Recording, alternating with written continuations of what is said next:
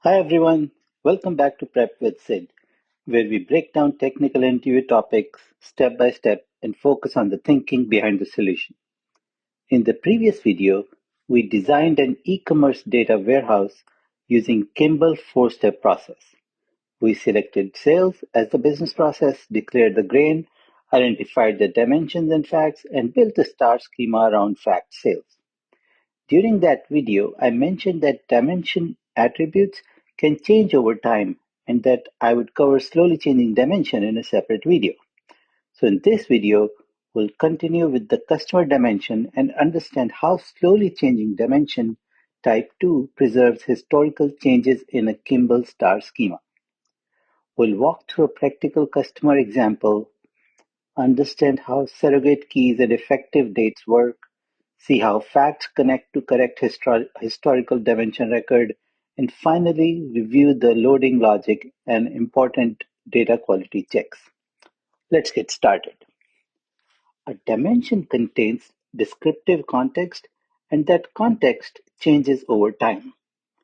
A customer can move from India to UK. A customer a customer segment can change from standard to premium. A product can move to a different category. The source system normally stores only the latest value, but analytics may need to know both the old value and the new value. The modeling decision is not just technical. We must first ask whether the business wants history preserved for that attribute. Now with type 1, we overwrite the old value. Type 1 is appropriate for correcting an error for an attribute whose history has no analytical value. With type 2, we do not overwrite the historical version. Instead, we expire the old row and insert a new row. That lets old facts remain associated with the old customer profile, while new facts use the new customer profile. Today, we are focusing only on type 2. Type 2 does not change the overall star schema. Fact sales remain at the grain of one order line item. The customer dimension still connects directly to the fact table. What changes is the relationship between the business customer identifier and the dimension rows. A single customer ID can now have several dimension records, with each record describing that customer during a different effective period. Every version receives its own surrogate customer key. Kimball Type 2 requires a new surrogate key for every version. The customer ID from the source remains the durable business key and ties all versions of the same customer together. At minimum, we add an effective from timestamp, an effective to timestamp, and a current row indicator. Some teams also add a version number, load timestamp, source system, or change reason. Those are useful operational fields, but the surrogate key and effective dating are the core of the type 2 pattern. Now assume customer C 100, not sure what this is. Assume customer C 101 first enters the warehouse on January 1st. We assign surrogate key 101. The customer segment is standard and the city is, let's say, India. When this version began, effective 2 is set to a date far in the future because the version is still active, and is current is set to yes. At this point, one business customer maps to one dimension row. On, say, April 10th, the source tells us that customer C101 moved from India to UK. Now, country is defined by by the business as a Type 2 attribute because historical sales analysis by the customer's country at the time of sale must remain accurate. We compare the incoming tracked attributes with the current dimension row. The country is different, so this is a Type 2 change. We will perform two actions inside one reliable transaction. First, we expire the previous version. We keep surrogate key 101 and we keep India because that row represents historical truth. We set its effective to value to the exact timestamp when the new version begins, and we change is current to no. Using a half-open interval is a clean convention. Effective from is inclusive and effective to is exclusive. That means there is no overlap and no artificial 1 second or 1 day gap. Second, we insert a new version with a new surrogate key 205. The durable customer ID remains C101. The country is now UK. Effective from is April 10th. Effective to returns to the date far in the future and is current is set to yes. We now have two rows for one customer. The natural key identifies the business customer while the surrogate key identifies a specific historical version of that customer.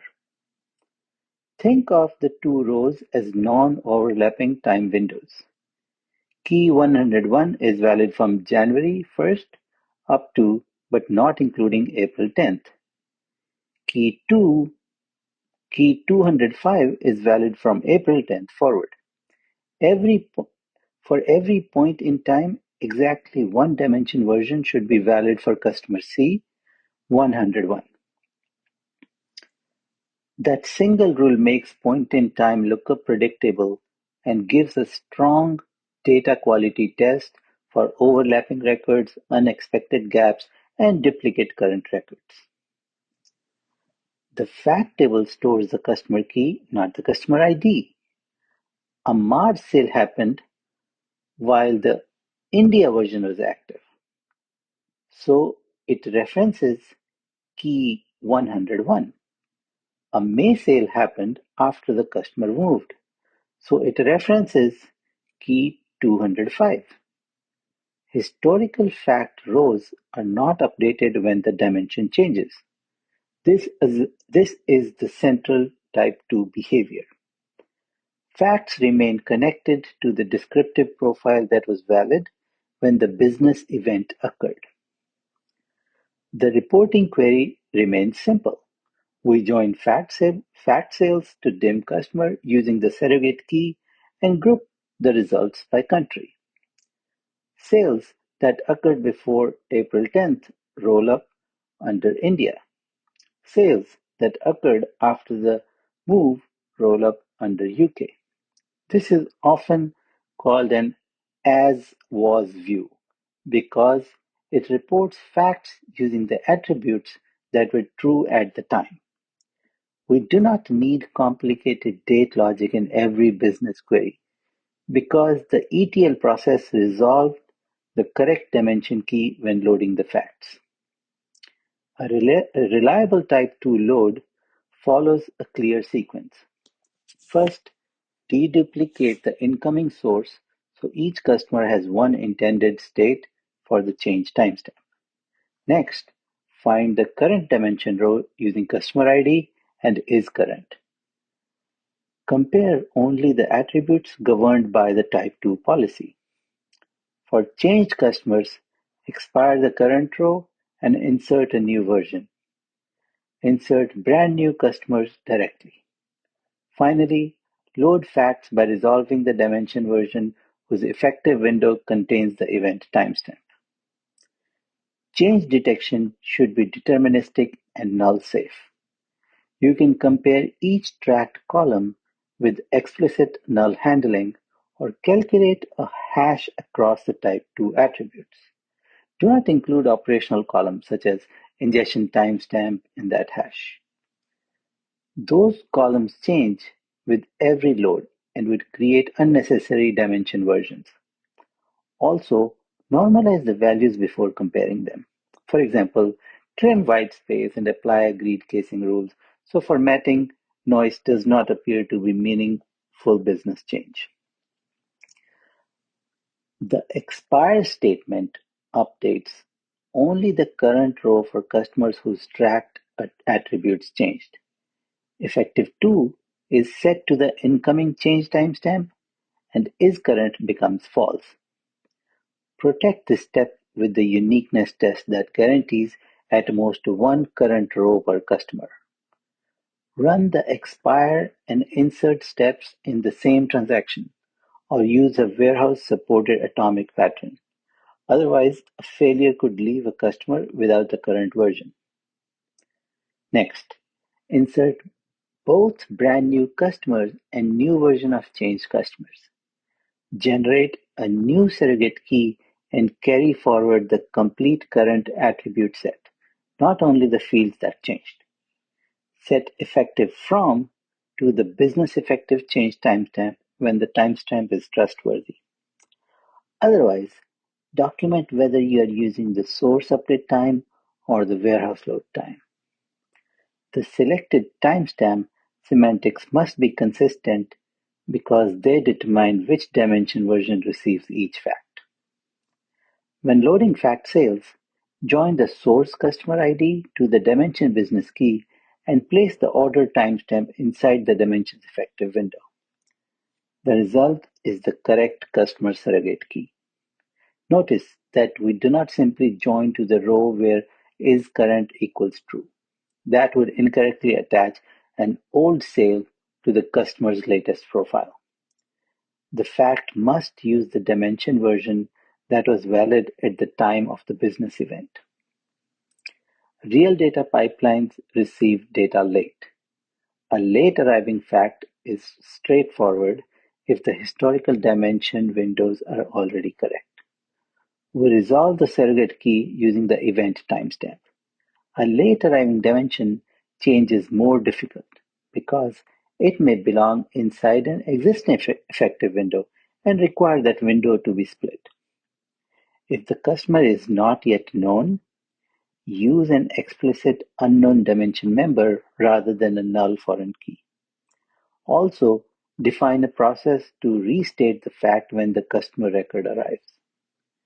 Not every source update deserves a new dimension row. If India was misspelled and the business says that customer was always in India, that is a correction and is usually handled using type 1. If the customer truly moved from India to UK, that is a historical event and is handled using type 2. A single dimension can contain both policies. Customer name cleanup might be type 1, while customer segment might be type 2. Document the expected response for every important attribute with the business owner. Type 2 requires more than ordinary primary key test. Verify that every surrogate key is unique and not null. Confirm that each business customer has exactly one current row. Effective from must be earlier than effective to. Effective windows for the same customer must never overlap. Depending on the source behavior, also test for unexpected gaps. Finally, enforce referential integrity so every customer key in the fact table resolves to exactly one dimension row, including the designated unknown member. The most common mistake is using customer ID as the dimension's primary key. That prevents the dimension from storing multiple versions of the same customer. Another mistake is updating all historical facts to use the newest surrogate key. That destroyed the as-was relationship. Do not resolve every fact against the current dimension row. Do not create a new version simply because the load timestamp changed. Also, avoid unclear date boundaries, such as two inclusive timestamps that overlap. The effective window convention should be explicit and consistent. With Type 2 in place, analysts can report sales by customer country that was valid when each order occurred. They can compare revenue before and after customer segment change. They can construct a customer's profile as of a specific point in time by filtering the effective window. They can also retrieve the latest operational view quickly by filtering where is current equals true. Type 2 gives us historical accuracy without making the standard star schema join difficult. Use Type 2 when the business must preserve descriptive history and associate facts with the profile that existed at the time of business event. Do not apply Type 2 automatically to every field. High-frequency, low-value attributes can create excessive dimension growth and confuse users. Correctness may belong in Type 1, while rapidly changing characteristics may require another design. The correct method follows the analytical requirement, not the popularity of the technique. Let's quickly summarize what we covered. With slowly changing dimension Type 2, the business customer ID remains the durable key, but every historical version receives a new surrogate key. When a tracked attribute changes, we expire the current dimension row and insert a new row containing the updated values. The effective dates tell us when each version was valid, and the fact table stores the surrogate key that was valid when the business event occurred. This allows historical facts to remain connected to the correct customer profile without making the standard star schema query complicated. This is the Kimball slowly changing dimension type 2 pattern inside a star schema. In the next video, we can implement this complete slowly changing dimension type 2 pattern using SQL, including change detection, inserts, updates, and data quality test. If you found this video helpful, please like the video and subscribe to Prep with Sid for more SQL data engineering and system design interview preparation. Thanks for watching, and I'll see you in the next one.